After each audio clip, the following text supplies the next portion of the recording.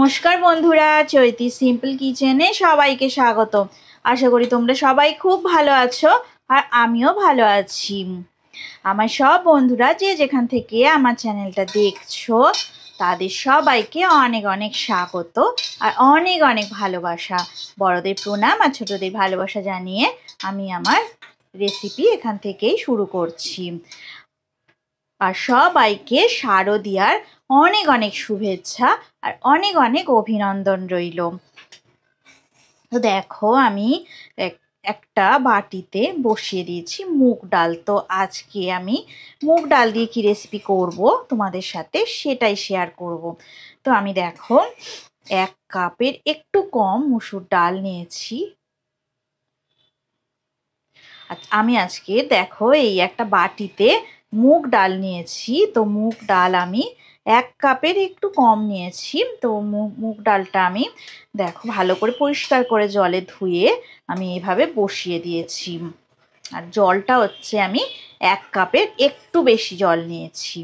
তাহলে মুগ ডালটা 1 কাপের একটু কম আর জলটা 1 কাপের একটু বেশি। তো আমি ভালো করে দেখো মুগ ডালটা সিদ্ধ করে নেব। এতে নুনও দেওয়া নেই, হলুদও দেওয়া নেই। তো মুগ ডালটা এমনি পরিষ্কার করে ধুয়ে আমি সিদ্ধ বসিয়ে দিয়েছি। তো একদম একটা অন্যরকম একটা রেসিপি করতে চলেছি আমি। তো স্কিপ করো না ভিডিওটা, প্রথম থেকে শেষ পর্যন্ত তোমরা দেখো, তোমাদের অবশ্যই ভালো লাগবে। দেখো ডালটা একদম সিদ্ধ হয়ে গেছে। তো এবার আমি ডালটা এক সাইডে নামিয়ে রাখবো।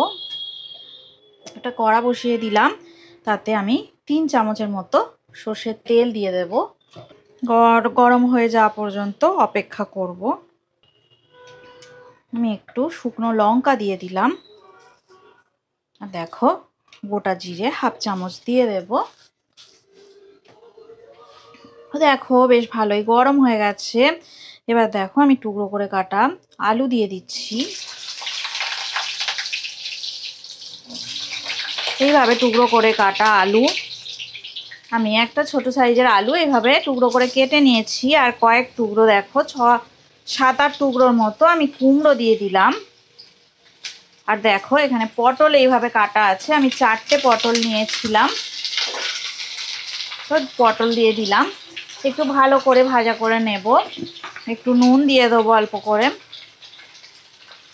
এটা একদম নিরামিষ রেসিপি, তোমরা নিরামিষের দিনে অবশ্যই ট্রাই করতে পারো। আর যারা নিরামিষ খাও তারা তো অবশ্যই ট্রাই করবে, করে একবার দেখো, দারুণ সুস্বাদু রেসিপিটা, দারুণ খেতে লাগে, অত্যন্ত সুস্বাদু একটা রেসিপি। আমি মিডিয়াম ফ্লেমে রেখে ভালো করে ভাজা করে নেব সব সবজিগুলো। এবার দেখো আমি 1 চামচ আদা বাটা, 1 চামচ জিরে বাটা, একটু সামান্য জিরে বাটা আর একটু দিয়ে দিলাম।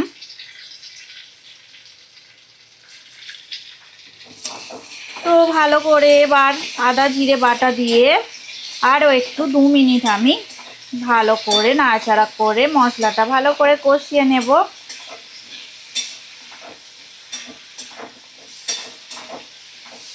আর একটু সুন্দর করে ভাজা করে নেব মশলা সমেত। এবার দেখো আমি কিছু টমেটো দিয়ে দিলাম, ছোট ছোট টুকরো করে কাটা টমেটো আমি দিয়ে দিলাম। তো ভালো মতন কষা হয়ে গেছে। এইবারে সিদ্ধ মুগ ডালটাই আমি পুরোটাই দিয়ে দিলাম।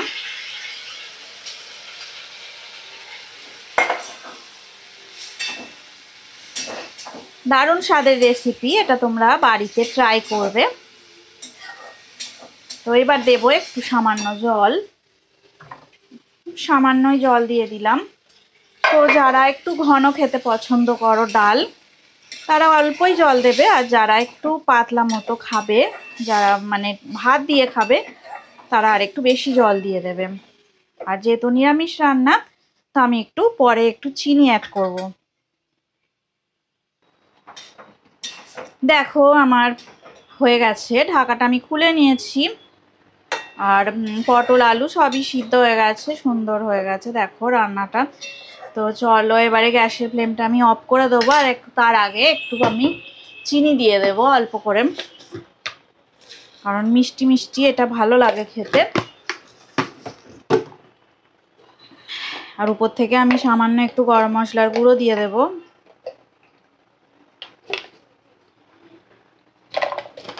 দেখো রেসিপিটা একদম রেডি হয়ে গেছে, আমি গ্যাসের ফ্লেমটা অফ করে দিলাম।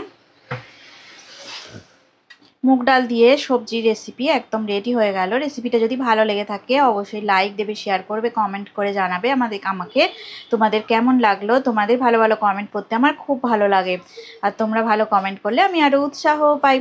তো আজকে তোমরা ভালো থাকো, সুস্থ থাকো, আমার রেসিপি দেখতে থাকো, এইভাবেই আমার পাশে থেকে যাও। আর পুরনো বন্ধুদের অনেক ধন্যবাদ, আর এতক্ষণ তো রেসিপিটা দেখার জন্যে তোমাদের অনেক অনেক ধন্যবাদ। আজকের মতো টাটা, পরে আবার নতুন রেসিপি নিয়ে তোমাদের কাছে আমি আবার চলে আসবো।